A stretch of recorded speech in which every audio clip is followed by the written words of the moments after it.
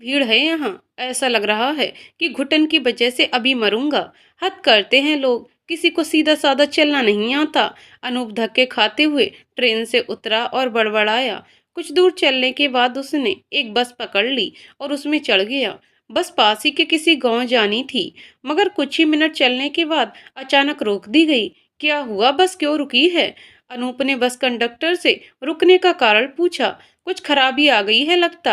आप बैठिए, हम देखते हैं क्या हो सकता है। बस कंडक्टर बोला। क्या मतलब देखते हैं? 2 मिनट के अंदर चालू हो जानी चाहिए, समझे? अनूप ने गुस्से में कहा, क्योंकि बस में भीड़ और गर्मी दोनों थी और इसे इन दोनों ही चीजों से बहुत चिढ़ मचती थी। पैसे निकालकर गाड़ी वाले को दे दिए और नीचे उतर गया। पूरी सड़क पर बड़े बड़े गड्ढे बने हुए थे जिनमें पानी भरा था। सच में वहां से निकलना बेहद मुश्किल था।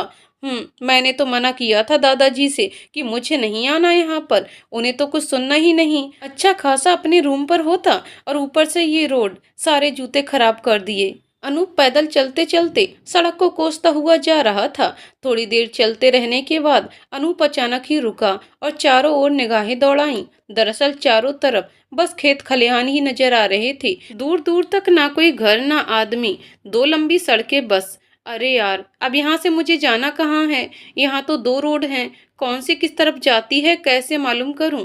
और दूर दूर तक कोई दिख भी नहीं रहा जिससे हेल्प ले लूं। ऊपर से ये नेटवर्क भी डाउन है, दादाजी को भी फोन नहीं कर सकता। अब क्या करूं? अनूप सोच में डूबा ही था। तभी उसकी नजर एक लड़की पर पड़ गई जो खेतों के किनारे किनारे चली जा रही थी। अनूप भी उसी तरफ बढ़ा और बोला, हे प्लीज रुको। पर उसने शायद सुना नहीं, तो अनूप ने फिर आवाज लगाई, ओ हेलो, रुको भी। इस बार उसने पीछे मुड़कर देखना जरूर चाहा, मगर फिर नजरअंदाज करते हुए तेज कदमों से चलती रही। अनूप भी उसके पीछे पीछे चलने लगा। वो जितना उसके पास जाने की कोशिश करता, वो उतनी तेजी से चलती। एक तो पहले ही अनूप का मूड खराब था, ऊपर से तेज चलने की वजह से सड़क पर बने एक गड्ढे में, जिसे अनूप देख नहीं पाया और अपने सामान सहित नीचे गिर गया। अनूप को गिरते देख लड़की पीछे मुड़ी और वहीं रुक गई। अनूप ने अपना सामान उठाया और कपड़े झाड़ते हुए उसकी तरफ देखा, पर इतने में ही उस लड़की ने वापस चलना चाहा, मगर अनूप ने इस बार गुस्से में भरकर तेज आवाज देते हुए उसे रोका। ऐ लड़की, रुको। अनूप सीधा जाकर उसके सामने खड़ा हो गया और बोला, बहरी हो क्या? कब से आवाज लगा रहा हूँ, सुनाई नहीं देता? या मेरी शक्ल किसी कार्टून से मिलती जुलती है? या फिर मैं तुम्हें पकड़कर अपने साथ जबरदस्ती ले जाऊंगा, जो यूं भागे जा रही हो? लड़की अब भी नजरें नीचे करके खड़ी थी। ओ हेलो, तुमसे ही बात कर रहा हूँ। खैर ये सब छोड़ो, मुझे ये बताओ, इनमें से कौन सा रास्ता बसंत गांव की तरफ जाएगा? अनूप ने सवाल पूछा, मगर लड़की फिर भी चुप रही। अरे बोलो भी, लेफ्ट जाना है या राइट? अनूप झुंझुलाए हुए चिल्लाया, मगर वो उसकी बातों को अनसुना करके बाईं ओर से निकलकर आगे बढ़ गई। क्या मुसीबत है यहाँ के लोगों की, किसी को ठीक से बात करना भी नहीं आता। कोई हेल्प मांग रहा है और इग्नोर करके चलते बनो। छोड़ो, मैं खुद ही पता कर लूंगा। अनूप ने अपना सामान उठाया और राइट साइड की तरफ जाती रोड की ओर बढ़ गया। तभी पीछे से उसे किसी ने टोका, रुकिए, वो गलत रास्ता है। अनूप ने पीछे मुड़कर देखा तो ये वही लड़की थी। ओह, तो आप बोलती भी हैं? जी ऐसा नहीं है, हम तो बस अनजान लोगों से बात नहीं करते, इसीलिए कुछ बोले नहीं। लड़की ने बड़ी शालीनता से जवाब दिया। तो मैं क्या आपको कोई लुटेरा लगता हूँ? जरा देखिए, शक्ल से ही इतना शरीफ हूँ। अनूप ने खुद की तारीफ में ही कसीदे पढ़ते हुए कहा। लड़की अनूप की बात सुनकर थोड़ा मुस्कुराई और बोली, नहीं, सूरज से तो आप सच्चे लगते हैं, पर अंदर की बात तो हम नहीं जानते ना। शराफत के मुखौटे में भी झूठ के चेहरे छुपा करते हैं। देखो, अब मेरे पास फालतू बकवास करने का टाइम नहीं है। तुम्हारा शुक्रिया, धन्यवाद जो मेरी हेल्प की। अब मैं चलता हूँ। अनूप ने अपना सारा लगेज उठाया और उस दिशा की ओर चल पड़ा। तभी पीछे से लड़की ने फिर टोका, रुकिए। अनूप ने पीछे मुड़कर देखा। अगर इस सड़क के रास्ते से जाएंगे तो बहुत बर्बादी हो जाएगी समय की। मैं उड़ नहीं सकता मैडम, मेरे पास भी दो ही पैर हैं जिनके सहारे मुझे चलकर जाना है। अब रास्ता दूर हो या पास, क्या फर्क पड़ता है? अनूप ने चिढ़कर कहा, क्योंकि वो सामान उठाकर पहले ही बहुत थका हुआ था। आप तो बड़े गुस्सैल लगते हैं। हम तो बस ये बोले कि गांव जाने का छोटा रास्ता भी है, तो सोचिए आपकी सहायता कर दें। पर अगर आपको लंबी दूरी ही मंजूर है तो आराम से जाएं, हम नहीं रोकेंगे। लड़की मुंह फेरते हुए बोली, नो नो नेवर, अब जब शॉर्टकट से जा सकते हैं तो वहीं से चलते हैं। अनूप सामान सहित वापस पीछे भागा। ठीक है, लेकिन पहले कुछ देर ठहरिए, हमें जरा ये अनाज का गट्ठर बांधना है, फिर चलते हैं हम। ठीक है, जल्दी करो जो भी करना है, मैं पहले ही बहुत लेट हूँ। अनूप हैंडवॉश देखने लगा। लड़की ने गेहूं की सूखी बालियों को एक मैली सी चुन्नी में बांधकर उसे अपने सर पर रख लिया और अनूप को अपने पीछे पीछे चलने का इशारा करती है। चलते हुए दोनों में से कोई भी कुछ बोलता नहीं, पर फिर अनूप ही एकाएक बात शुरू करता है। वैसे तुमने अपना नाम नहीं बताया, क्या करेंगे नाम जानकर? हाँ, ये भी सही है, मैं क्या करूंगा नाम जानकर, लेकिन फिर भी बताने में कौन से रुपए पैसे खर्च हो रहे हैं। अपर्णा, तभी लड़की ने कहा। अनूप ने प्रश्न भरी निगाहों से देखा। जी, अपर्णा नाम है मेरा। उसने बड़े प्यार से अपना नाम बताया। Nice name. वैसे क्या तुम्हें मेरा नाम जानना है?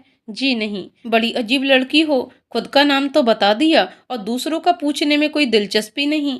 जी, आपने ही पूछा था मेरा नाम तो बता दिया, पर मुझे आपका नाम नहीं जानना, लड़की सहजता से बोली। हाँ, ये भी ठीक है, अनूप ने अपने लगेज को संभालते हुए कहा। यकायक अनूप की निगाहों ने उसे फिर देखा। कमर तक लंबी दो चोटियां, एक सादा हरे रंग का सूट और उसी रंग की सलवार, दुपट्टे को कमर में कसकर लपेट रखा था। चेहरा कुछ गोरा था और कड़ी धूप होने के कारण माथे से पसीने की बूंदें बार बार चेहरे को भिगो रही थीं। सबसे हैरत की बात, वो नंगे पैरी चले जा रही थी। इतनी धूप के बावजूद। यही खेतों में काम करती हो क्या? पर यहाँ मुझे तुम्हारे अलावा कोई दिख क्यों नहीं रहा? क्या ये सारे खेत तुम्हारे हैं? अपर्णा के चेहरे पर हल्की सी मुस्कान दौड़ गई। अरे कैसी बात करते हैं आप, इतने सारे खेत मेरे कैसे हो सकते हैं? ये समय दोपहर का है, इसलिए कोई दिखाई नहीं दे रहा। अपर्णा चलने में थोड़ी तेज थी, इसलिए वो तेजी से आगे आगे बढ़ने लगी, और जबकि इधर अनूप थकावट से पस्त पड़ चुका था, ऊपर से रास्ता भी कुछ ऊबड़ खाबड़ था, तो चलने में और ज्यादा दिक्कत आ रही थी। सुनो, थोड़ा धीरे चलो, अनूप हाँफते हुए बोला। अपर्णा पीछे मुड़ी और मुस्कुराते हुए बोली। अरे आप तो अच्छे भले हट्टे कट्टे लगते हैं, फिर इतनी जल्दी कैसे थक गए?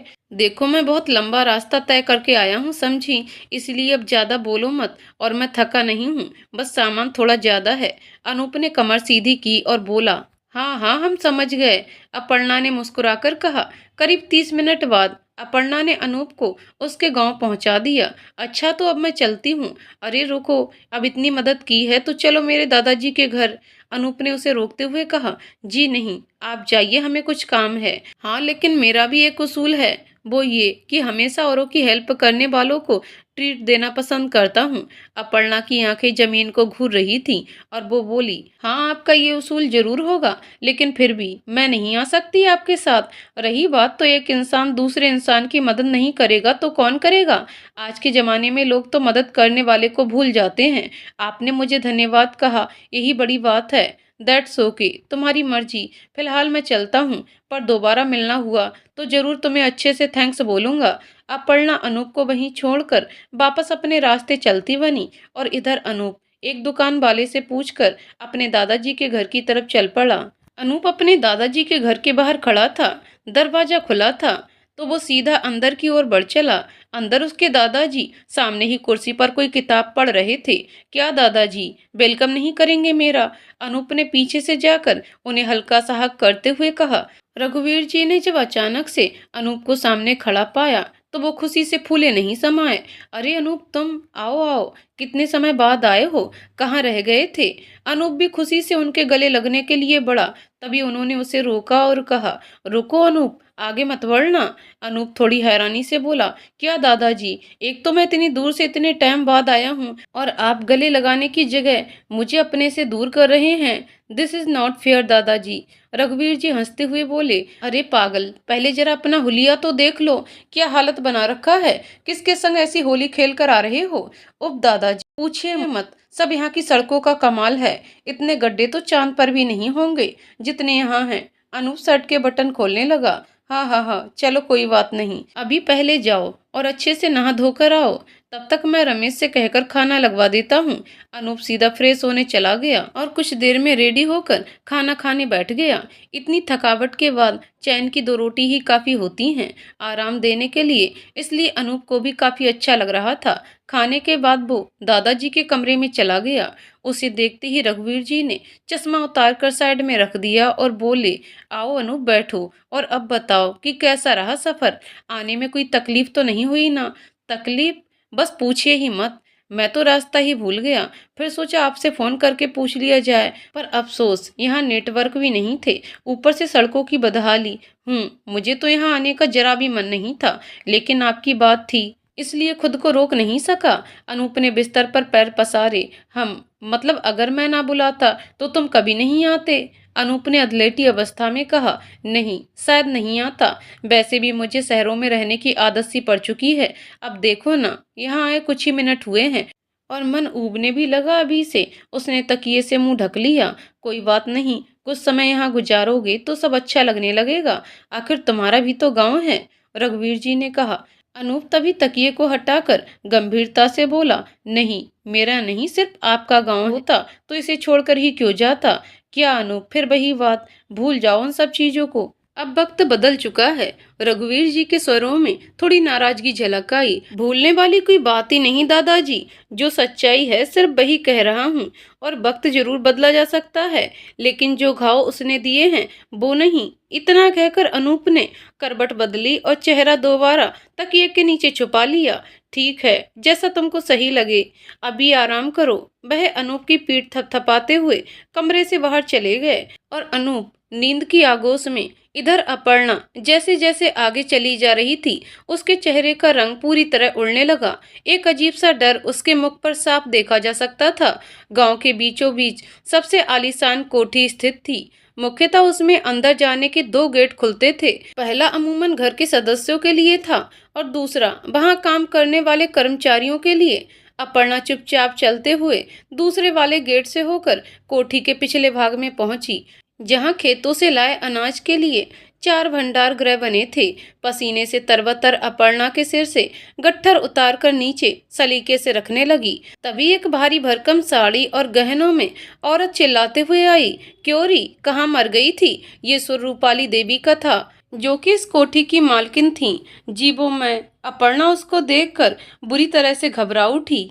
क्या जीबो जीबो लगा रखा है? कहाँ थी सुबह से और अब आ रही है? बड़ी मालकिन बनी फिरती है, घर के काम तो जैसे मैं करूंगी ना, रूपाली देवी ने अपर्णा से चिल्लाकर कहा। जी मालकिन, वो हम बस आ ही रहे थे, पर आज बाबा की तबीयत कुछ ज्यादा ही बिगड़ गई और रास्ते में एक भटके हुए राहगीर मिल गए, तो उन्हीं को सही जगह पहुंचाने में जरा देरी हो गई। अपर्णा नजरें नीची करके एक ही सांस में बोली, अच्छा जी, तो अब तूने रास्ता दिखाने का भी ठेका ले रखा है? यही करती रही हो उम्र भर, क्योंकि यहाँ आकर काम करने में तो तेरे पैर टूटते हैं। राहगीरों की रखेल। रूपाली देवी की कड़वी बातों को सुनते ही अपर्णा की आंखें नम हो गईं, मगर वो कुछ कह नहीं पाई। अब यहाँ क्यों खड़ी है बुत बनकर? जा कहीं चौराहों पर खड़ी होकर भूले भटकों का इंतजार कर। और तेरे बाबा का तो पता नहीं कब ठीक होगा, जब तक क्या घर का कामकाज मैं करूंगी? क्या हुआ रूपाली देवी जी, दोपहर में भी आराम करने दोगी या नहीं? कब से सुन रहे हैं, चिल्लम चिल्ली मचा रखी हो।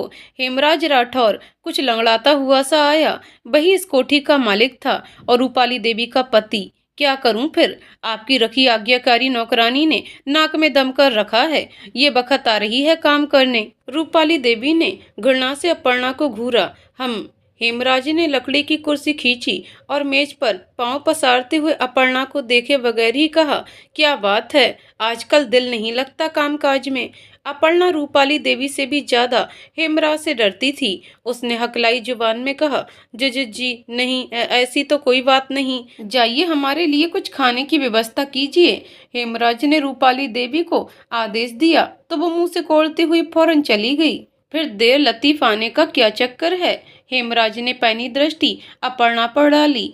जी, मेरे बाबा की तबीयत बहुत बिगड़ गई थी और एक राहगीर को रास्ता दिखाने में भी जरा सी देरी हो गई, पर आप चिंता न करें, हम ध्यान रखेंगे इस बात का। फिर कभी भूल नहीं होगी मालिक। अपर्णा डरी सहमी सी बोली। इतने में रूपाली देवी फलों से भरी थाली लिए हाजिर हो गई। उसने थाली को मेज पर रखा और फलों को छुरी से काटने बैठ गई। तभी हेमराज छुरी को उससे छीनकर खुद फलों को एक एक फांक अपने तेज हाथों से काटने लगा। साथ ही उसकी घूरती आंखें अपर्णा की ओर तनी हुई थीं। सुन लड़की, मुझे काम में जरा सी भी चूक पसंद नहीं। अगर यहाँ थोड़ी सी भी ढिलाई बरती तो अंजाम क्या होगा तू समझती है। अच्छा होगा कि जो कहा जाए उसे समय पर पूरा करो, वरना ऐसा होश में लाएंगे कि भूल नहीं पाओगी, उसने कड़क आवाज में कहा। अपर्णा की धड़कनें बढ़ी हुई थी। वह कपकपाते होठों से बोली, माफ करिएगा, आइंदा कभी देरी नहीं होगी, आगे से ध्यान रखूंगी। हेमराज व्यंग्यात्मक तरीके से हंसते हुए, वह ये हुई समझदारी वाली बात। हमेशा ऐसे ही समझ जाया करो, हमें जरूरत ही ना पड़े समझाने की। खैर गुनाह तो तुमने किया है यहाँ देरी से पहुंचकर, क्योंकि आज छोड़ दिया तो कल फिर यही क्रम दोहराओगी, इसीलिए कल से दोगुना काम करना होगा। समझ गई ना हमने क्या कहा, क्या करना होगा बताओ। उसने छुरी हवा में नचाई। अपर्णा भय से कांप गई और धीमे स्वर में बोली, जी कल से दोगुना काम। हेमराज उसे घूरते हुए, वाह बहुत अच्छा, अब जाओ यहाँ से जल्दी और मन लगाकर काम किया करो। अपर्णा जाने को ही इतने में फिर हेमराज ने उसे रोका और कहा, रुको जरा, मुझे लगता है कि काम को जितना किया जाए उतना कम है, इसलिए आज तुम पूरे 8 घंटे ही रुक कर लगातार दोगुना काम करोगी। और अगर काम करने में जरा सी भी आनाकानी की तो सोच लेना तेरी गर्दन और मेरी छुरी। 8 घंटे लगातार, लेकिन रात के समय तो हमें वापस अपने घर जाना होता है और बाबा की सेहत भी तो खराब है, इसलिए आज की मोहलत दे दीजिए। आप कहेंगे तो मैं कल से दोगुना क्या तिगुना काम करने के लिए तैयार हूँ, पर आज जाने दीजिए मालिक। अपर्णा डरते हुए बोली, क्यों री, हाथ पैरों में दर्द है या मालिक का कहा सुनाई नहीं देता। बीच में रूपाली देवी चिल्लाई। लेकिन अपर्णा कुछ कहती, इतने में रूपाली देवी उठी और जोरदार थप्पड़ उसके गालों पर जड़ दिया। क्यों, अब बोल काम करना है कि नहीं। अपर्णा का फूल जैसा चेहरा अचानक लाल मुरझाया सा हो गया। उसकी आंखों के कोरों से आंसू की छोटी छोटी बूंदें गालों तक बह आईं। वो मन ही मन खुद को कोस रही थी। रुआंसा मुख लेकर वो साफ सफाई में जुट गई। उसका बदन पूरी तरह से थका था, मगर कुछ कहने बोलने की हिम्मत उसमें नहीं। वो सिर्फ अपनी किस्मत पर चार आंसू बहाने के अलावा और करती भी क्या। आखिर यही उसकी दिनचर्या थी। शाम के 7 बजने को आए, तब जाकर अनूप की आंखें खुली। उसने फोन में टाइम देखा और कमरे से बाहर आया। चारों तरफ कुछ अंधेरा था, शायद लाइट नहीं होने की वजह से। उफ, कितनी गर्मी है, और दादाजी भी कहीं दिखाई नहीं दे रहे। अनूप कुछ देर घर में ही टहलने लगा, फिर मन नहीं लगा तो आंगन की खुली हवा में बाहर चला आया। रघुवीर जी भी कुर्सी डाले वहीं पर बैठे हुए थे। अरे दादाजी आप यहाँ, और मैं कब से आपको घर में ढूंढ रहा हूँ। अनूप को यूं अचानक अपने पीछे पाकर रघुवीर जी थोड़ा घबरा गए। वह हड़बड़ी में अपने हाथ में पकड़ी किसी चीज को छुपाने का प्रयास करने लगे, पर अनूप उनकी हरकत से भांप चुका था। दादाजी आप कुछ छुपा रहे हैं मुझसे, बताइए कि क्या है। अरे कुछ भी तो नहीं, मैं भला तुमसे क्या छुपाऊंगा। वह टाल मटोल करते हुए बोले, रहने दीजिए दादाजी, आपके चेहरे का उड़ा हुआ रंग साफ जाहिर कर रहा है कि आप कुछ ना कुछ तो छुपा रहे हैं। अब दिखाओ भी क्या है। अरे बोला ना कुछ भी नहीं। रघुवीर जी ने अपने दोनों हाथ कुर्ते की जेब में घुसा लिए, पर अनूप भी कुछ कम नहीं था। फौरन उसने रघुवीर जी को हल्का गुदगुदाना शुरू कर दिया। अरे अरे क्या कर रहे हो अनूप, ये कोई उम्र है खेल करने की। रघुवीर जी पेट पकड़कर हंसने लगे, तो इतने में अनूप ने उनकी जेबों से वो चीज बाहर निकाल ली, सिगरेट का पैकेट और लाइटर। क्या आप ये पीते हैं? अनूप ने गुस्से में भरकर बोला। रघुवीर जी ने उसके हाथों से पैकेट झपटा और फिर से टाल मटोल करने लगे। अरे नहीं अनूप बेटे, ये मेरा नहीं रमेश का है। कितनी बार समझा चुका हूँ उसको कि मत हाथ लगाया कर ऐसी जानलेवा चीजों को, पर सुनता ही नहीं। इसीलिए सोचा इस मुसीबत की डिब्बी को अपने पास ही रख लेता हूँ, जब उसे मिलेगी ही नहीं तो पिएगा कहाँ से। वह दादाजी, जब खुद की चोरी पकड़ी गई तो इल्जाम रमेश पर लगा दिया, मानना पड़ेगा। अनूप हौले से ताली पीटते हुए बोला और सिगरेट का पैकेट उसने वापस छीन लिया। रघुवीर जी ने दोनों आंखें नीची कर लीं तो अनूप उन्हें घूरते हुए बोला, दादाजी मैंने आपको कितनी बार समझाया है कि इन चीजों का सेवन कितना बुरा होता है, और एक आप हैं जिस उम्र में भी ये सब पीते हैं।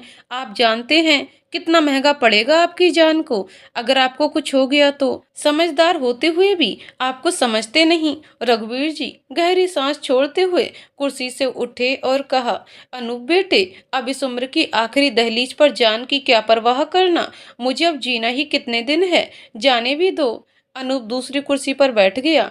हाँ हाँ दादाजी, भले ही आप उम्र की आखिरी दहलीज पर आ चुके हैं, लेकिन मैं तो अभी जवानी की दहलीज पर हूँ। मतलब मैं समझा नहीं। देखिए दादाजी, बड़ी सीधी सी बात है, अगर आपको कुछ हो गया तो मेरी खैरियत कौन पूछेगा। इस पूरी दुनिया में इकलौते आप ही तो हैं जिनसे मैं अपनी सारी आप बीती शेयर करता हूँ। अनूप प्यार से बोला, ओ मुझे माफ करना बेटा, अगर बात मेरे अनूप की है तो मैं कुछ भी छोड़ने के लिए तैयार हूँ। रघुवीर जी आदर्श दादा की तरह बोले, हम ये हुई ना मेरे दादाजी वाली बात। सिगरेट का पैकेट अब भी अनूप के हाथों में था। रघुवीर जी ने हाथ आगे करके कहा, लाओ अनूप, इसे मुझे दे दो। मैं वादा करता हूँ कि कभी इसे हाथ नहीं लगाऊंगा और हमेशा के लिए संदूक में बंद कर दूंगा। जी बिल्कुल नहीं, इसे मैं अभी जाकर कूड़े की डस्टबिन में फेंक कर आता हूँ। बेकार की चीजें संदूक में नहीं रखते दादाजी। अनूप भौहें उचकाते हुए बोला, नहीं इसकी क्या जरूरत है, मैं बोल रहा हूँ ना, मैं इसे हाथ भी नहीं लगाऊंगा, तो फिर फेंकने की क्या जरूरत। रघुवीर जी ने उदासी भरी मुस्कुराहट दर्शाए कहा, और मैंने कहा ना कि फिर कभी ऐसी चीजें मुझे घर में नजर नहीं आनी चाहिए। अनूप कुर्सी से उठकर कूड़ेदान की तरफ बढ़ा और सिगरेट का पैकेट को उसके अंदर फेंक दिया। ये लीजिए, किस्सा ही खत्म। वह वापस उनके पास आकर बैठ गया। वैसे दादाजी, मुझसे तो अब यहाँ पर एक और मिनट भी नहीं रुका जाता। देखिए, ना लाइट है, ना ढंग का इंटरनेट, और ऊपर से इतनी गर्मी। रघुवीर जी मुस्कुराए, वो तो है, लेकिन ये शहर नहीं है ना, इसलिए कुछ दिनों की आदत डाल ही लो। अनूप ने आसमान को निहारा। आदत आप ही डालिए, मेरा तो दम घुटता है। अगर ऐसा है तो चलिए एक बार हमारे साथ गांव की ताजी हवा खाने, पीछे से किसी ने कहा। रघुवीर जी ने कुर्सी आगे सरकाते हुए कहा, अरे आओ अर्पित, बैठो यहाँ। नहीं चाचा जी, हम तो यहाँ अपने दोस्त अनूप से मिलने आए हैं। दोस्त? मैं तो आपको जानता तक नहीं। अनूप बेपरवाही से बोला, जानोगे भी कैसे, हम बचपन में जो मिले थे। अब जब तुम शहर जाकर मुझे भूल गए, लेकिन मुझे अच्छी तरह याद हो, बड़ी पक्की यारी थी हमारी। अर्पित मुस्कुराया, मगर अनूप का ध्यान मोबाइल स्क्रीन पर था।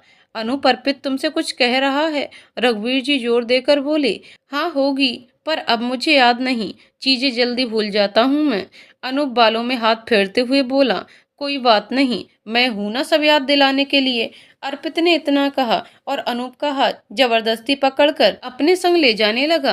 अरे अरे, कहाँ लेकर जा रहे हैं आप मुझे। अनूप ने उसका हाथ झटक दिया। गांव की सैर कराने, और कहाँ, इतने समय के बाद यहाँ आए हो, कम से कम थोड़ा घूमकर गांव का जायजा तो ले आओ।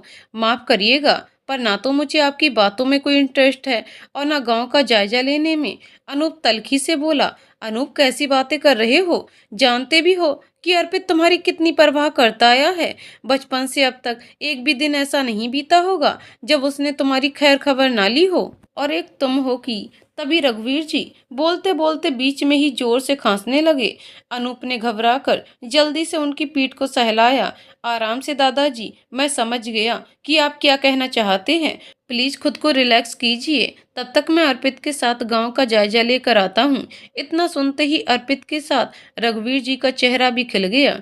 ठीक है, तुम दोनों मिलकर थोड़ा घूम आओ, मैं जरा रमेश से कहकर आज रात के खाने का प्रबंध करवाता हूँ। आज सब तुम्हारी पसंद का ही बनेगा। रघुवीर जी खुशी से भीतर चले गए। इधर अर्पित ने अनूप के गले में बांह डाली और बोला, वैसे भूलने की आदत तुम्हारी शुरू से थी, लेकिन मुझे लगता था कि सिर्फ छोटी मोटी चीजें ही याद नहीं रहती होंगी, पर यहाँ तो तुम इतने बड़े इंसान को ही भूल गए, कमाल है। अनूप ने उसका हाथ हल्का धक्का देकर अलग कर दिया। कभी कभी जब ज्यादा चीजें याद रह जाती हैं तो जीना दुश्वार हो जाता है, इसलिए कुछ यादों का मिटाना ही बेहतर होता है। अच्छा अच्छा ठीक है, तुम तो नाराज ही हो गए, अब छोड़ो ये सब और चलो मेरे साथ। अर्पित अनूप को लेकर गांव घुमाने निकल पड़ा। अर्पित अनूप को एक बरगद के पेड़ के पास ले गया और बोला, देखा अनूप, हमारे गांव का सबसे पुराना पेड़ है। बचपन में हम दोनों यहीं खेला करते थे। हम नाइस बनियान ट्री। अनूप रूखे स्वर में बोला।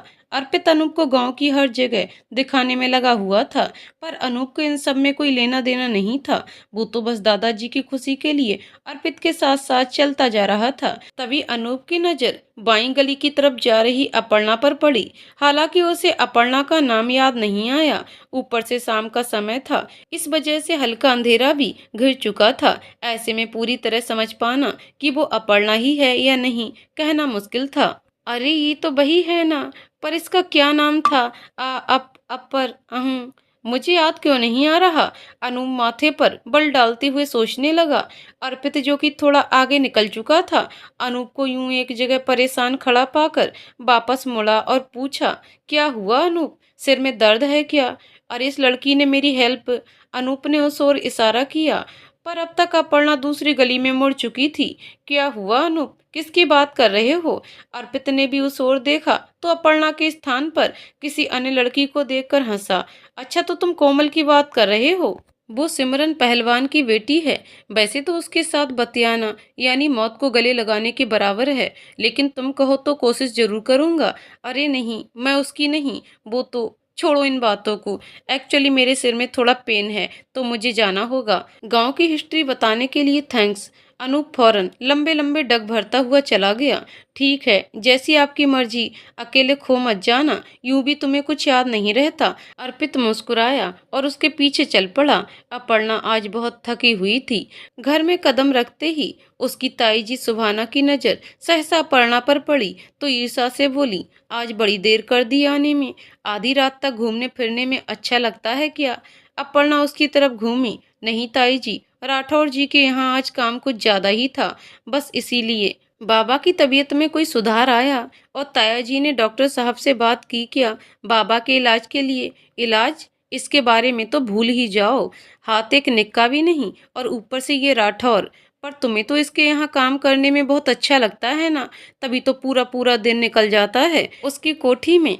इधर हम हैं कि तुम्हारे बाबा की सेवा देवा से फुर्सत नहीं। क्या पता कि क्या करने जाती हो काम की आड़ में। सुभाना की जहर भरी वाणी ने अपर्णा को झकझोर कर रख दिया। ताई जी, आप ऐसा कैसे कह सकती हैं भला? चाहती तो मैं भी नहीं कि उसके यहाँ काम करना पड़े, लेकिन बाबा ने उसे जो वादा किया था उसकी खातिर अब पीछे नहीं हट सकती। अपर्णा ने हिम्मत दिखाते हुए आंख से आंख मिलाकर कहा। सुभाना गुस्से से उठी और बहुत सारी चूड़ियां अपर्णा को थमाते हुए बोली, वादा तो हमने भी तुम्हारी माँ को दिया था कि जिंदगी भर तुम्हें कंधों पर लाद कर घूमेंगे। इसीलिए तुम्हारी इतनी देख रेख करनी पड़ रही है, वरना कौन झेलना चाहेगा तुम्हें। और ये रखो चूड़ियां, अब हम तुम्हारा खर्चा और नहीं उठा सकते। अगर अपने बाबा का इलाज चाहती हो तो इन्हें बेचकर ही पैसा कमाओ। आगे कुछ उलटफेर हुआ तो हम पर आरोप लगाओगी कि भरी जवानी में लड़की को बेसहारा कर दिया। आखिर हमारी अपनी भी एक लड़की है जिसका ब्याह करना है मुझे, पर तुम्हारे चक्कर में वो भी ना हो पाया। सुभाना गुस्से में भरकर घर के बाहर निकल गई। अपर्णा की आंखों में आंसू भर आए। उसने खिड़की से दूसरे कमरे में लेटे अपने बाबा यानी पिता पर नजर डाली, जो बेसुध अवस्था में सो रहे थे। उन्हें ऐसी हालत में देखकर वो खुद भी जमीन पर बेसुध सी बैठकर दबी आवाज में रोने लगी। इधर अनूप घर पहुंचा तो रमेश भागता हुआ आया। अनूप बाबू, अच्छा हुआ आप आ गए। रमेश घबराते हुए बोला।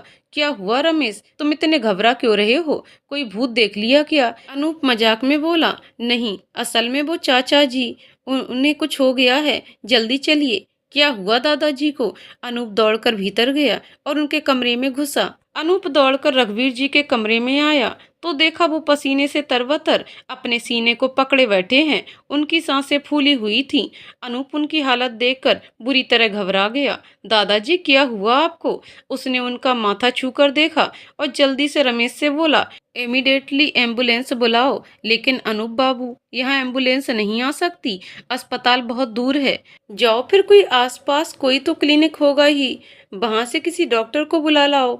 नहीं अनूप बाबू, यहाँ कोई डॉक्टर या क्लिनिक नहीं है। What the hell is going on? जल्दी से कोई टैक्सी या गाड़ी कुछ भी लेकर आओ, समझे? अगर दादाजी को कुछ हुआ तो पूरा गांव जलाकर खाक कर दूंगा। जी ठीक है, मैं अभी जाता हूँ। रमेश भागा भागा अर्पित के पास गया और सारा किस्सा कह सुनाया। अर्पित ने आनन फानन में अपने किसी दोस्त की गाड़ी मांगी और तुरंत रघुवीर जी को अस्पताल ले जाया गया। उन्हें गांव के सबसे निकट वाले सरकारी अस्पताल की इमरजेंसी वार्ड में शिफ्ट किया गया। अर्पित इमरजेंसी वार्ड के बाहर ही बैठा था। तब तक अनूप भी सारी फॉर्मेलिटीज पूरी करके उसी के बराबर में आ बैठा। अनूप के उतरे हुए चेहरे को देखकर अर्पित ने उसे दिलासा दिया, तुम चिंता मत करो अनूप, चाचा जी को कुछ नहीं होगा। पर अनूप कुछ बोले बिना फर्श को ही एकटक घूरता रहा। रघुवीर जी 2 दिन तक उसी अस्पताल में एडमिट रहे। इस बीच अनूप ने कुछ भी खाया या पिया नहीं। अर्पित ने बहुत समझाया पर उसकी जिद के आगे किसी की नहीं चल सकती थी। तीसरे दिन सारी रिपोर्ट्स आनी थीं। अर्पित दवाइयां लेने के लिए मेडिकल स्टोर गया हुआ था और अनूप डॉक्टर सुधीर शर्मा से रिपोर्ट्स की सारी जानकारी लेने उनके केबिन में बैठा था। डॉक्टर, उनकी रिपोर्ट्स नॉर्मल तो है ना? क्या हो गया था अचानक उन्हें? डॉक्टर सुधीर ने सभी रिपोर्ट्स को फिर से चेक किया और बोले, हाँ तो मिस्टर अनूप, आपके दादाजी को कोरोनरी हार्ट डिजीज की समस्या है। इसका रीजन प्रॉपर डाइट और ज़्यादा स्मोकिंग करना है। अभी तो बीमारी ज़्यादा बड़ी नहीं है, लेकिन समय रहते इन्हें अपनी सेहत पर ध्यान नहीं दिया तो आगे ये काफ़ी जानलेवा हो सकती है। फिलहाल आप इन्हें डिस्चार्ज करवा सकते हैं, पर एक बात का ध्यान रखना होगा कि अब इन्हें सिर्फ और सिर्फ हेल्थी डाइट दी जाए, साथ ही किसी भी तरह की बुरी लत से दूर रखें। जी डॉक्टर, मैं अब से इनका पूरा ध्यान रखूंगा। हम गुड। और हाँ, इन्हें महीने में 2 बार तो चेकअप के लिए जरूर लाना पड़ेगा। डोंट वरी डॉक्टर, ये मेरी रिस्पॉन्सिबिलिटी है। And thank you very much. Anoop और अर्पित रघुवीर जी को लेकर घर आ गए। दोनों ही काफी थक चुके थे, खासकर अनूप। लेकिन इस भागा दौड़ी में सबसे बड़ी सहयोग अर्पित ने की थी, इसलिए उसको शुक्रिया अदा करना अनूप का पहला कर्तव्य था। थैंक्स अर्पित, अगर तुम समय से हेल्प नहीं करती तो पता नहीं मैं अकेले सब कैसे हैंडल कर पाता। You are really a great person. इसमें शुक्रिया की क्या बात, ये सब तो चलता रहता है। और दादाजी क्या सिर्फ तुम्हारे हैं, मेरे नहीं? बिल्कुल तुम्हारे भी हैं।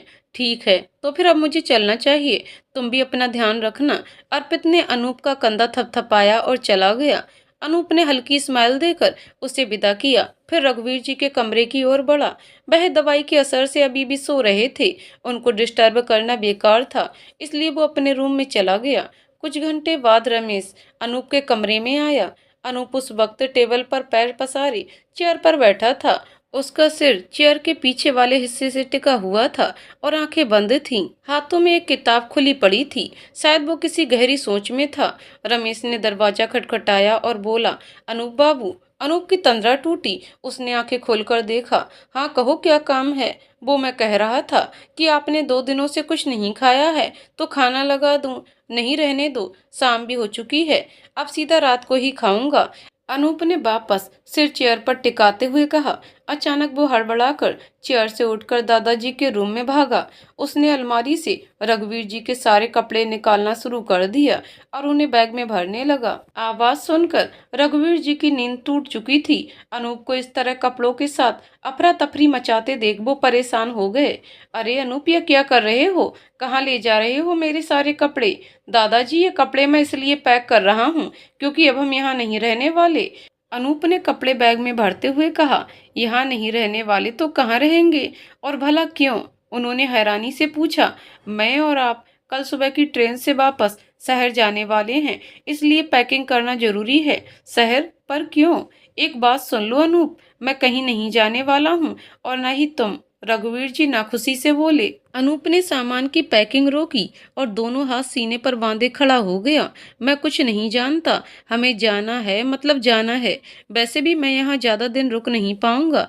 पीछे से आपकी सेहत को कुछ हो गया तो मत करो, मैं यहाँ बिल्कुल ठीक हूँ और तुम भी कहीं नहीं जाने वाले। बहस तो आप कर रहे हैं, मैं नहीं चाहता कि इस घुटन भरी जगह में आपको अकेला छोड़कर जाऊं। नफरत है मुझे यहाँ की हवा से, पहले ही बहुत कुछ गवा चुका हूँ यहाँ रहकर। ऐसा ना हो कि अब आपको भी गवा दूं। कहते ही अनूप की मुट्ठियां कस गईं। रघुवीर जी उसके अंदर का रोज समझ सकते थे। अनूप बेटे, भूल भी जाओ उन कड़वी यादों को। तुम जितना उन्हें सोचोगे उतनी तकलीफ तुम्हें महसूस होगी। और तुम्हारा इशारा जिन लोगों की तरफ है वो सभी यहाँ से जा चुके हैं। अब ये गांव और इसकी हवा में मन की ताजगी बची हुई है। उन लोगों को, उनकी बातों को, उनकी यादों को और उनके इस बनाए घर को मैं जिंदगी भर नहीं भूल सकता। मेरी अपनी भी कोई इज्जत थी जो आज भी मुझे उतनी ही प्यारी है जितनी कल थी। देखिएगा, एक न एक दिन यही गांव और यही घर हमें दोबारा तोड़ेगा। अनूप गुस्से में पैर पटकते हुए कमरे से बाहर चला गया। रघुवीर जी एक बार फिर उसकी उदासी को दूर करने में नाकाम रहे। चाचा जी, क्या हुआ है? अनूप बाबू को वो इतने गुस्से में कहाँ चले गए? सब ठीक तो है? रमेश भागकर पूछने को आया। उन्होंने तकिए पर सिर रखकर दोबारा लेटते हुए कहा, कुछ नहीं रमेश, पल भर का गुस्सा है। थोड़ी देर में जब उतर जाएगा तो वो भी वापस आ जाएगा।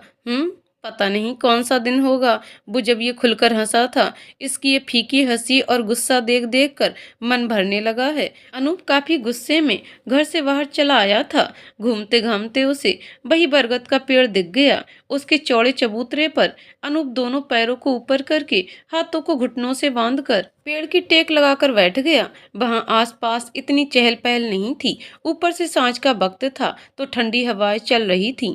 इतनी शांति में अनूप की आंखों में भी नींद ने कब्जा कर लिया। इधर अपर्णा भी पेड़ की दूसरी तरफ आकर बैठ गई। दोनों ही विपरीत दिशाओं में थे, इसलिए एक दूसरे को देख नहीं पाए। उसने चूड़ियों से भरी टोकरी को सिर से उतारकर चबूतरे पर रखा और दुपट्टे से पसीने को पोंछा। थोड़ी देर आराम करने के बाद वो चूड़ियों को एक एक के जोड़े में निकाल कर गिरने लगी। चूड़ियों की खनकती आवाज अनूप के कानों में टकराई तो वो कुनबुना गया। उसकी अच्छी खासी नींद में चूड़ियों ने बाधा उत्पन्न कर दी थी। 2, 4, 6 और ये 12। बिक्री तो ज्यादा नहीं हुई। अब इन 12 जोड़ों को एक दिन में बेचना भी तो मुश्किल है। और ये देखो, इन 10 चूड़ियों में से सिर्फ 4 खरीदी। ये 12वां जोड़ा तो पूरा भी नहीं। वो क्या जाने हमारी ताई जी कितने गुस्से वाली हैं। वैसे गलती उनकी भी नहीं, कांच की चूड़ियां हैं, बीच से कुछ कुछ चटकी हुई हैं, टूटकर हाथों में घुस गईं तो सारी बला हमारे सर आएगी। अच्छा यही है, इन बेकार वाली चूड़ियों को यहीं रख देती हूँ। अपर्णा ने कुछ खराब चूड़ियां वहीं पेड़ के चबूतरे पर रखी और बाकी चूड़ियां समेटने लगी। क्या मुसीबत है, आजकल यहाँ के लोग मेरी नींद के भी दुश्मन बने हुए हैं। अनूप गुस्से में भरकर उठ गया और इधर उधर देखने लगा। कौन है वो जिसने इतना शोर मचा रखा है? तभी उसकी नजर चबूतरे पर रखी कुछ चूड़ियों पर गई। उसने निगाहें दौड़ाई। चूड़ियों को यहीं रख देती हूँ। अपर्णा ने कुछ खराब चूड़ियां वहीं पेड़ के चबूतरे पर रखी और बाकी चूड़ियां समेटने लगी। क्या मुसीबत है, आजकल यहाँ के लोग मेरी नींद के भी दुश्मन बने हुए हैं। अनूप गुस्से में भरकर उठ गया और इधर उधर देखने लगा। कौन है वो जिसने इतना शोर मचा रखा है? तभी उसकी नजर चबूतरे पर रखी कुछ चूड़ियों पर गई। उसने निगाहें दौड़ाई तो अपर्णा दिखाई दी, जो चूड़ियों की टोकरी उठाए कहीं जा रही थी। अरे ये तो वही है। क्या नाम था इसका? अब आप हाथ छोड़ो, ये मिल गई, वही बड़ी बात है। अनूप की आंखें मन ही मन चमक उठी। लगता है मैडम का साइड बिजनेस भी है। खैर, मुझे ये चूड़ियां उसे वापस कर देनी चाहिए। शायद गलती से भूल गई है। इसी बहाने उस दिन जब उसने हमारी हेल्प की थी उसका हिसाब भी बराबर हो जाएगा। उसने चबूतरे पर रखी चूड़ियों को उठाया और अपर्णा की तरफ बढ़ा। रुकिए मिस, जो भी नाम है तुम्हारा, अपनी चूड़ियां तो लेती जाओ। लेकिन अपर्णा हमेशा की तरह तेज कदमों से आगे चलती जा रही थी और अनूप पीछे पीछे उसे पुकारता हुआ। अरे यार, क्या दिक्कत है इस लड़की की? कोई आवाज दे रहा है और मैडम को भागने की पड़ी है। अनूप ने गहरी सांस अंदर खींची और फिर एक बार फिर दोबारा ऊंचे गले से उसको पुकारा। मैंने कहा रुको मिस बैंगल वाली। इतनी जोर से चीखने पर उसका गला खराब हो गया और अचानक खांसने लगा। तब जाकर अपर्णा ने पीछे मुड़कर उसे देखा तो चौंक गई। ये फिर से हमारे पीछे। पहले ही घर पहुंचने में देर हो चुकी है और ना हो जाए, मुझे जल्दी चलना चाहिए। अपर्णा उसको पलटकर देखने के बावजूद रुकी नहीं तो अनूप का गुस्सा दोगुना बढ़ गया। जहां एक तरफ कॉलेज की लड़कियां मरती हैं मुझ पर, वहीं इसे मुझ में न जाने कौन सा राक्षस नजर आता है जो देखने के साथ ही भागने लगती है। दोबारा उसके पीछे भागते हुए अनूप धड़ाम से नीचे गिर गया और इस चक्कर में एक नुकीला पत्थर उसकी हथेलियों में घुस गया तो खून निकल आया। उसकी आह सुनकर अपर्णा टर्न हुई तो उसे बहुत बुरा लगा। वो भागकर अनूप के पास आई और पूछा, क्या आपको चोट लगी है? लाइए अपना हाथ इधर, मैं कुछ करती हूँ। दूर, एकदम दूर रहो मुझसे, समझी? अनूप खुद ही खड़ा होकर अपने कपड़े झाड़ने लगा। लेकिन आपको तो चोट लगी है ना, तो कौन सी बड़ी बात हो गई? तुमको तो हमेशा भागने का शौक चला रहता है, ना तो जाओ भागो। अनूप आंखें तरेर कर बोला, आप इतना गुस्सा क्यों कर रहे हैं? मुझे मालूम नहीं था कि मुझे पुकारने वाले आप ही थे। नहीं, असल में तुमको मेरे अंदर शैतान नजर आता है, जो तुम्हें उठाकर अपने संग ले जाएगा। क्यों, यही बात है ना? अनूप बोलते वक्त पीछे की तरफ जाता जा रहा था। अरे आप कैसी बातें कर रहे हैं? भला हमको आपके अंदर शैतान कैसे नजर आ सकता है? और कृपा करके आप पीछे देखिए, वरना गिर जाएंगे। अपर्णा उसे समझाने की कोशिश करने लगी, लेकिन अनूप उसकी बात को काटते हुए बोला, अच्छा, गिरा तो तुम पहले चुकी हो, अब मुझे वृद्ध भी बनाना चाहती हो ताकि मैं पीछे देखूं और तुम मौका मिलते ही भाग जाओ। वाह, क्या बढ़िया प्लानिंग है। लगा नहीं था कि तुम इतनी इंटेलिजेंट हो सकती हो, बट मुझे बेवकूफ बनाना बच्चों का खेल नहीं है, समझी? मैं पीछे नहीं देखने वाला। हम कह रहे हैं ना, आप पीछे कदम मत लीजिए, गिर जाएंगे। आगे देखिए। नहीं देखूंगा, जितने भी मर्जी जतन कर लो। कैसे समझाएं आपको? एक बार पीछे तो देख लीजिए। क्यों, जब तुम पीछे मुड़कर नहीं देखती तो मैं क्यों देखूं? अपर्णा झुंझला गई। आप समझते क्यों नहीं हैं? मैं गलत नहीं हूँ। देखो तुम। अनूप कुछ और कह पाता कि उसका पैर फिसला और वो पीछे बने तालाब में जा गिरा। कहा था ना, पीछे देख लीजिए। अब गिरकर गोते खाते रहना तालाब में। अपर्णा हथेलियों से चेहरा छुपाकर धीरे से बोली। अनूप का गुस्सा सातवें आसमान पर था। जैसे तैसे वो बाहर निकल आया और तीखी निगाहें अपर्णा पर डाली। मिल गई खुशी। अगर पहले ही रुक जाती तो इतना सब होता ही नहीं। पूरे कपड़े खराब कर दिए स्टूपिड लड़की। अपर्णा ने चेहरे से हथेलियां हटाईं और बोली, पर किसने कहा था आपको हमारा पीछा करने के लिए? पीछा? ये चूड़ियां देने आया था जो तुम वहीं पेड़ के पास भूल गई थी। आया समझ? अनूप ने आश्चर्य से कहा। अपर्णा ने चूड़ियां देखी और बोली, अरे ये तो हमने जानबूझकर वहीं छोड़ी थी, थोड़ी खराब थी इसलिए। आपने बेवजह तकलीफ कर ली। अनूप ने चूड़ियां नीचे पटक दी और शर्ट के बटन खोलने लगा। अपर्णा उसको ऐसा करते देख शर्म से लाल हो गई। आप ये क्या कर रहे हैं? उसने झिझकते हुए नजर परे हटाकर कहा। अनूप ने तिरछी निगाहों से अपर्णा को घूरा और बोला, सोच रहा हूँ कि कपड़ों के साथ नहाने का वो मजा नहीं आया, तो क्यों न बिना कपड़ों के। उसके इतना कहते ही अपर्णा ने लाज खाती नजरें उठाईं और तीव्रता से बोली, मैं चलती हूँ। आपने चूड़ियां लौटाने को कष्ट किया, उसके लिए माफी चाहूंगी। इतना कहकर उसने जल्दबाजी में अपना पैर तालाब की ढलान पर रख दिया और नीचे गिरने को हुई, पर अनूप ने फुर्ती से उसे थाम लिया। दोनों अचानक हुई इस घटना से एक दूसरे के बहुत समीप आ गए थे। अपर्णा की पतली सी कमर अनूप की मजबूत बाहों के घेरे में कुछ पल यूं ही बंधी रही और उसके बालों से टपकती हुई बूंद अपर्णा के होठों को छू गई तो लजाकर वो कसमसाने लगी। छोड़िए, हमें जाना है। क्यों छोड़ दूं? पहले गलती कबूल करो कि मुझे देखकर तुम भागने लग जाती हो। नहीं, मैं आपसे क्यों भागूंगी? झूठ। सच सच बताओ, मुझे नजरअंदाज क्यों किया? ना, नहीं, मैंने कुछ नहीं किया। अनूप का तमतमाया हुआ रूप देखकर अपर्णा सूखे पत्ते की तरह कांपने लगी। उसका रुआंसा मुखड़ा देखकर अनूप थोड़ा नरम पड़ गया। उसने सही सलामत उसे ऊपर खींच लिया। वो आगे कुछ कह पाता कि अपर्णा सरपट वहां से भाग खड़ी हुई। अजीब लड़की है, जरा से सवाल पर ही डरने लगती है। अनूप आश्चर्य से उसे भागते हुए देखता रह गया। साथ ही उसकी ऐसी हरकत से वो मंद मंद मुस्कुराने लगा। स्टूपिड लड़की। इस बीच वो अपना सारा गुस्सा भूल चुका था। घर आते समय उसे अर्पित मिल गया। ये क्या, आज का मौसम तो साफ है, फिर आप कहाँ से नहा धोकर आ रहे हैं? अर्पित का इशारा उसके गीले कपड़ों से था। अनूप पहले तो कुछ नहीं बोला, फिर अचानक अपर्णा का घबराया चेहरा याद करके उसकी हंसी छूट गई। क्या हुआ? मैंने कुछ गलत तो नहीं पूछ लिया? अर्पित हैरानी से बोला। उफ, उसका चेहरा तुम्हें भी देखना चाहिए था। वो ऐसे कांप रही थी जैसे कोई कब्रिस्तान का भूत देख लिया हो। कौन? किसकी बात कर रहे हो? अरे वही, क्या नाम था उसका? मैं याद नहीं कर पा रहा। हाँ, मिस बैंगल वाली, जो चूड़ियाँ बेचती है। चूड़ियाँ? यहाँ तो बहुत सी चूड़ियाँ बेचने वाली आती हैं। तुम किसकी बात कर रहे हो? लेकिन तब तक अनूप अर्पित का कंधा थपथपाते हुए आगे बढ़ गया। फिर कभी? अर्पित हैरानी से कमाल है। खैर जो भी हो, आजकल अनूप ज्यादा से ज्यादा समय रघुवीर जी के साथ बिताने लगा था ताकि उनकी सेहत का पूरा ध्यान रख सके। सुबह सुबह का वक्त था, उसने हेडफोन लगाकर कोई सॉन्ग चला रखा था। तभी रघुवीर जी उसके पास आकर बैठ गए। गाना खत्म हुआ तो उनको सामने बैठा देखकर उसने पूछा, दादाजी आप कब आए? जब तुम गाने में मशगूल थे तब। ओ तो मुझे बताना चाहिए था।